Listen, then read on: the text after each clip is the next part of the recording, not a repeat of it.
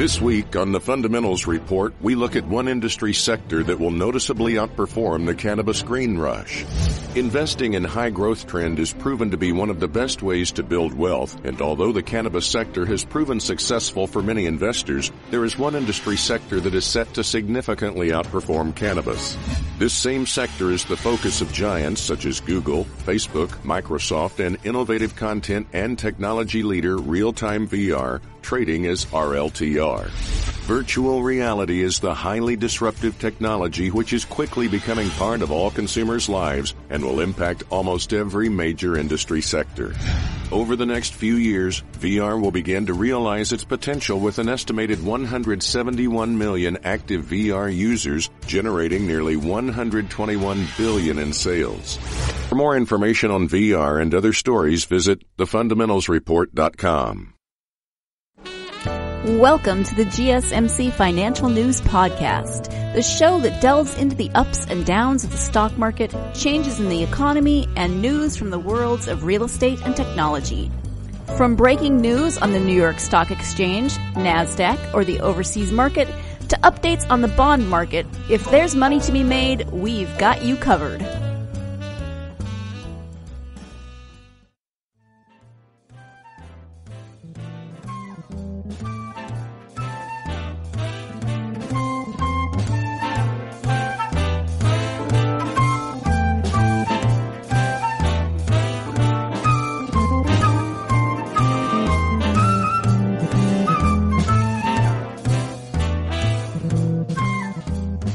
Hello and welcome to the GSMC Financial News Podcast, brought to you by the GSMC Podcast Network. I am your host, Sarah, and today is actually February 6th, my nephew's birthday. 10 years ago today, I was in the delivery room with his mom waiting for him to finally make his appearance. He was very stubborn about wanting to actually come out, probably because it was Montana in February, and he thought, no, it's warm in here, it's below zero out there, I think I'm good. He did finally make his appearance, of course, and he was beautiful, and he still is, although he's 10 and he loves the poo emoji, and all those good 10-year-old boy kind of things. So it got me thinking about planning for a child, planning financially for a child, planning financially for a child's future, what that all looks like, because as you may or may not know, by the time one baby is 18, that doesn't mean, all of your babies, if you have more than one, but by the time one baby is 18, parents will have spent close to $250,000 on that baby. Wow. Of course, it's not going to be cheap to raise a child. There are ways that you can do it less expensively than others, but, You want to have a plan going into having a baby, and you have to plan for so many things. You have to plan for where that baby is going to sleep and play, and is your house set up for that? And there's all various stages of planning before the baby's born, after the baby comes, all of those things. But financial planning shouldn't be left behind in terms of planning for a new child. So here is a list from Mint for personal finance tips to help ensure a better financial future for your child and for you, of course, as parents, because you don't want to focus solely on preparing for your child's financial future and forget about your own. Remember, you still have to save for retirement. So if you are a first-time parent, or maybe it's been several years since your last child, you might not have much of an idea about the expenses of a baby's first year. BabyCenter.com has a baby cost calculator that can help you estimate first-year expenses. So you need to be sure that your new budget accounts for time off work after the baby is born, or a decrease in income. If one parent will then stay at home with the baby, or if both parents are working, then you need to make sure you know what you're spending on childcare, what you will spend on childcare. You need to have all of these things in mind sooner rather than later, so you are not hit with decreased income or increased expenses that you are not prepared for. If your child will need childcare, you should start now. I mean, now that's relative. Where are you in this? Your child could be 2. You could be 6 minutes pregnant. We don't know. But if both parents, or if it's a single parent household or whatever it might be, but if the caregivers of this child are going to be continuing their paid jobs, then you will need to figure out childcare, daycare options. Good facilities often have waiting lists, of course, and so you should explore options like whether your employer has a flexible spending account, also known as an FSA, which you can use to pay for your child care using before tax dollars. An FSA, if you aren't familiar with that, allows you to allocate a certain amount of your paycheck to go into that FSA. It is pre-tax. That means you don't have to pay taxes on that money, and you can use it for specific things like child care, and it's in that FSA account, so you don't have to worry about it disappearing as you're paying bills during the month. But you can also learn about the child care tax credit and what you have to do to use both your FSA and your tax credit. You may want to look into that to see what you have to do in terms of the tax credit. Let's actually look into that a little bit more. So to qualify for either an FSA or the child care tax credit, both you and your spouse must have earned income. The exception to this is one of you with a full-time student for 5 months of the tax year. If you work for a company that offers an FSA, here's how to figure out maybe which option is best for you. A flexible spending account for dependent care is not something that you can, of course, set up on your own, but many companies do offer one to their employees, which allows you to put aside up to $5,000, $2,500 for married individuals filing separate returns, before taxes to pay those dependent care expenses. The amount is deducted from your paycheck and then reimbursed to you for qualified expenses, money you paid for services that enable you to work, such as at-home care, a nanny or a babysitter, and care outside the home, such as daycare or after-school care. Please note that in most cases, to obtain FSA reimbursement, you'll have to provide receipts for payment from and a Social Security number or tax identification for every care provider, including nannies and other babysitters. So keep that in mind. You will need that information. Because this is a pre-tax deduction, you won't have to pay federal Social Security, Medicare, or state taxes on the amount. Your contribution can't exceed the income of the spouse who earns the least. So to set aside the full $5,000 each year, each parent must make at least that much. An FSA essentially serves as a tax deduction, reducing your adjusted gross income, and this may allow you to have more itemized tax deductions for the year and increase the amount allowed for personal exemptions.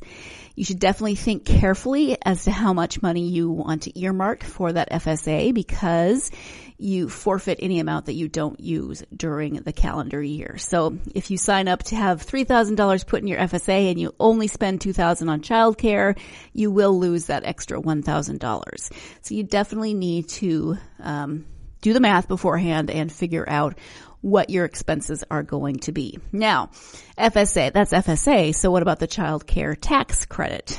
The IRS offers a 20 to 35% kickback on up to $3,000, $6,000 if you have 2 or more kids, of qualifying child care expenses you accrued in the year. So if your AGI is $15,000 a year or less, you get the full child care tax credit. If it's more than $43,000, the figure drops to 20%. So if you earn $45,000 a year and spend $6,000 on child care for 2 kids, the tax credit equals just $1,200.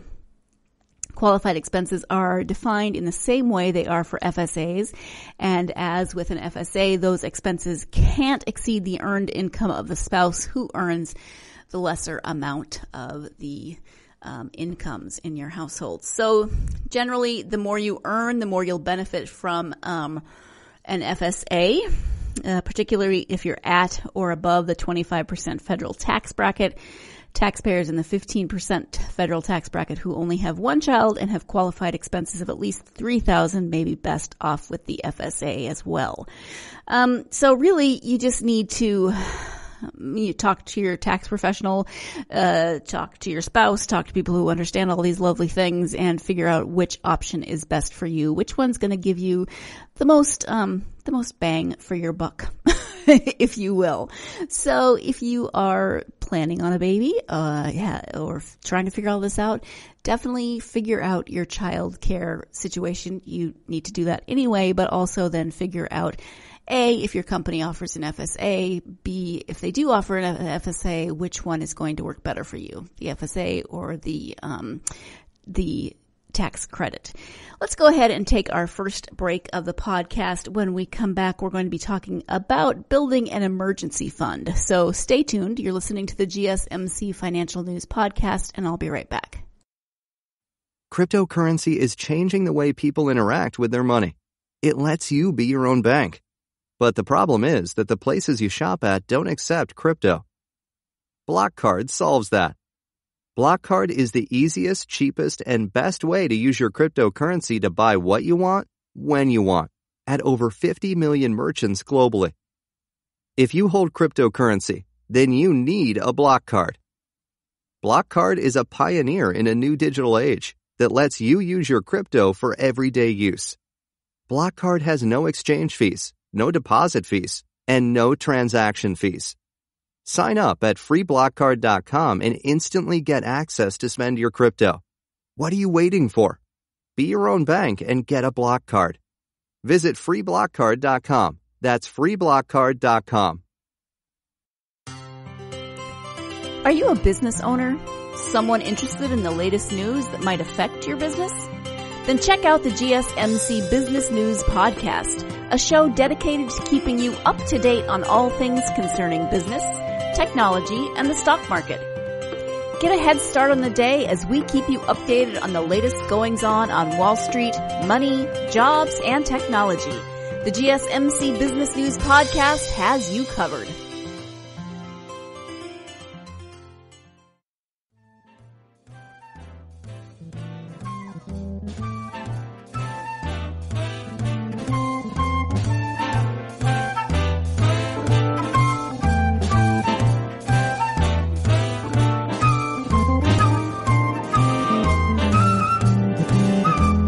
Welcome back to the GSMC Financial News Podcast. We are talking about planning for your child's financial future, you and your child's financial future. So far, we've talked about planning for that first year of the baby's life and the unexpected or maybe expected expenses, as well as what to do about child care. As I mentioned before the break, now we're going to talk about building an emergency fund. You should work toward eliminating credit card debt as soon as you plan to have a child, and to do your best to save at least 3 months' living expenses in an emergency account. This is something, of course, that you should do in general, but it definitely is important when you have dependents, when you have people who are, little and need your care, and you know there's always things that happen that are unexpected in life, and so you need to save that 3 months just in case something does happen. You have that cushion, you have time to then find another job, etc. If one parent will be quitting their job after the baby arrives, try then to save 6 months living expenses before he or she stops working. Just good to have that in your savings. You need to estimate prenatal costs and delivery costs because depending on your insurance, some things will be covered, some things will not. You need to understand your insurance as well as how much this baby is going to cost right out of the gate. No pun intended. If you have typical employer-provided health insurance, prenatal and delivery care for an uncomplicated birth will cost around $2,250 out of pocket. it's probably an estimate, but you can ask Human Resources or your insurer if they have current figures on those out-of-pocket expenses for prenatal care and delivery, so you can put these expenses into your personal financial plan. So definitely look into that. You don't want to be blindsided by what it's going to cost, because not just the delivery, but all of your prenatal appointments, etc. You want to find out. You should already know what your co-pays are, but then you want to find out, are there going to be any surprises? Is there anything that's not covered that you are going to end up paying out of pocket? And you want to spend this time focusing on that new person in your life, focusing on mama healing and getting, recovering from that birth. You don't want to be freaked out because there were hidden expenses or unexpected expenses that you just weren't prepared for. Plan number 5 is plan a comprehensive insurance review. You should review your life insurance and disability insurance needs in light of your growing family. If you're young, term life insurance is inexpensive and necessary. You may be able to purchase disability insurance through your employer. If you don't know how much insurance you need, there are online calculators that can help. This is not a topic that a lot of people want to consider. Disability insurance, maybe is one conversation that they don't mind having, but a lot of people do not want to think about life insurance. They do not want to think about the possibility of not being around. But if you are preparing for your child's future, you need to consider the fact that you may not be around for that future. I know it's not the cheeriest of subjects, and it can be a difficult conversation to have, but it's just one more tool to have in your toolkit to be prepared for that child's future, for your spouse's future as well. Even if you do not currently have children, you want to have that in place. So if anything, God forbid, should happen to you and or your spouse, you want to be covered. You want those left behind to be covered. And I know I'm sounding like one of those really depressing commercials right now where they're like, if you were to die right now, would your family be covered? I hate those commercials, but as annoying as they are, they do make a good point under all of the hype. Another difficult topic along the same lines is to make your will. Again, people don't want to think about death. They don't want to think that they are going to die anytime soon. But life is crazy and you never know what will happen. So it is essential to have a will, to have that plan in place. You need a will in order to appoint a guardian for your child or for your children. You do not want to have them just left with no plan. Maybe you have extended family, maybe you don't, but you need to know what will happen in the event. Hopefully it never happens, but in the event that you are not around to be able to take care of your child and or children.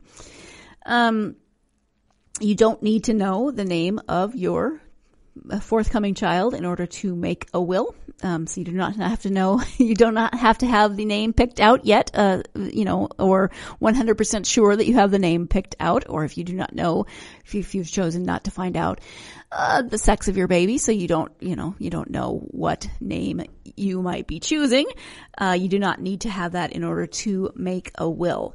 So make an appointment with your attorney and ask him or her to recommend someone. If they cannot do wills, have him or her recommend someone who is experienced in drafting wills, and being helpful in those cases. If you don't already have an attorney, then you want to do some research. You want to ask around. You want to find someone who has experience drafting wills and who can help walk you through the process and let you know everything that you need to know to get that process done. Start acquiring baby gear. We move from wills to starting to acquire baby gear. It's a bit of whiplash, but no. So we're back to thinking about a baby, planning for a baby, and the sooner you start acquiring gear, the better. You don't need everything. You don't need something right now that the child will need when he or she is 5, for instance. But ask the parent of other children, of children who are a year old, of 2-year-olds, 3-year-old, what they have, what they like, what they thought they needed that was absolutely ridiculous, what they didn't have that then turned out to be essential, etc. When you are expecting a child, you are marketed to like you have never been marketed to before. People will try to convince you that you need everything to make that baby's life and yours as easy as possible. It's not always easy to know what is actually necessary and what is not. So you can register for gifts, but also talk to other parents and find out what they actually use before you register for this, that, and the other thing, or before you go out and buy something that is really expensive that is just going to sit in the corner and gather dust.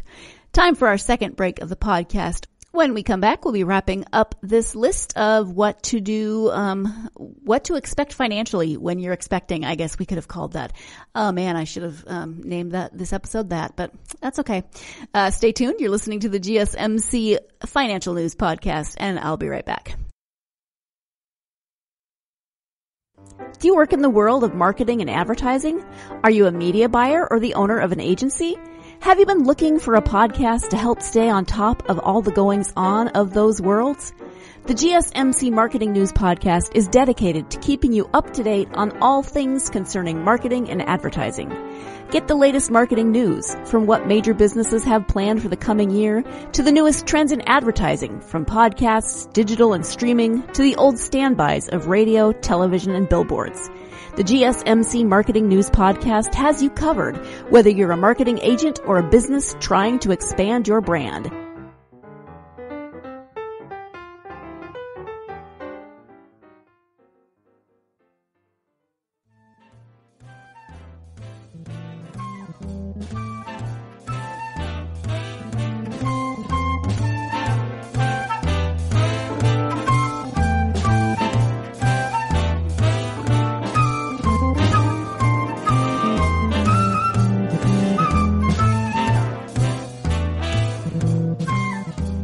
Welcome back to the GSMC Financial News Podcast. We are talking about planning for a child or children, specifically planning for a child in this case, but there are tips in here as well for planning for any amount of children. Number 8 is to put cash gifts into a 529 account. Most states offer 529 plans, which are education saving plans that can help families save for colleges. If you have never heard of this, it is definitely something that you would want to look into if you are hoping that your child decides to go to college. You need to plan for that ahead of time. So a 529 plan is a college saving plan that offers tax and financial aid benefits. They may be used also to save and invest for kindergarten through 12th grade tuition in addition to college costs, so you should look into that. There are 2 types of 529 plans: college savings plans and prepaid tuition plans. Almost every state has at least one 529 plan. There is also a 529 plan operated by a group of private colleges and universities. They are named after Section 529 of the Internal Revenue Code, which was added in 1996 to authorize tax-free status for, quote, qualified tuition programs. Earnings in 529 plans accumulate on a tax-deferred basis, and distributions are not taxed federally when used for qualified higher education expenses. The definition of qualified higher education expenses was expanded in 2015 to include computers, in 2017 to include up to $10,000 annually in K-12 tuition, and in 2019 to include student loan payments and costs of apprenticeship programs. Very cool. You can invest in any state 529 plan, not just your own state's 529 plan. These plans can be used to pay for college costs at any qualified college nationwide. In most plans, your choice of college is not affected by the state that sponsored your 529 college savings plan. You can be, for instance, a California resident, invest in a Vermont plan, and send your student to college in North Carolina. So, you're not locked into a certain way of doing that. So that is number 8. And number 9, prepare to enroll the baby on your health plan. Of course, you will want to do this. You'll have 30 days after the baby's birth to put him or her onto your health insurance plan. Get the paperwork and fill out as much as possible before the birth so you'll have less to do once the baby arrives. Remember then, and then this says after your baby arrives. So these 9 things were things to think about before the baby arrives. I know you got a lot of stuff going on as you're planning for this baby, but after the baby arrives, remember that the sooner you start saving for college, the better. Yikes, right? But time plus compounding are your best friends when it comes to saving for education. But also bear in mind that saving for your retirement is, if anything, more important than saving for college. They do not offer scholarships for retirement. Somebody should look into that.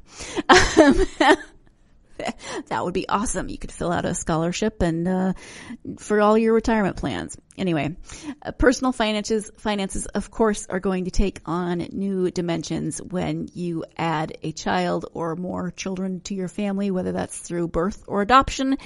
You need to start early. You need to plan carefully. You need to prepare as much as humanly possible for any future bumps that you may encounter, financial bumps that you may encounter, or that may come with that expanding plan. So you want to find tools that are going to help you to budget, to track your spending, and keep track of what you're saving for not only your children's education, but also your own retirement. So you want to make sure that everyone's financial futures are well in hand, to the best of your ability, of course.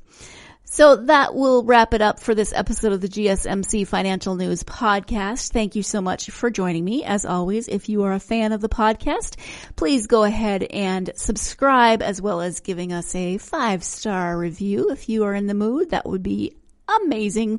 Also follow us on social media, Facebook and Twitter. We would love to hear your comments and thoughts. What did you find the most helpful in planning for your children's births and planning for your children's futures? Would love to hear your comments and experiences with that. So go ahead and interact with us on social media, GSMC_finance for Twitter, and Golden State Media Concepts Financial News Podcast on Facebook.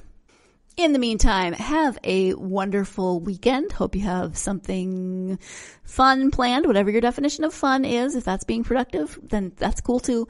And I will talk to you again on Tuesday.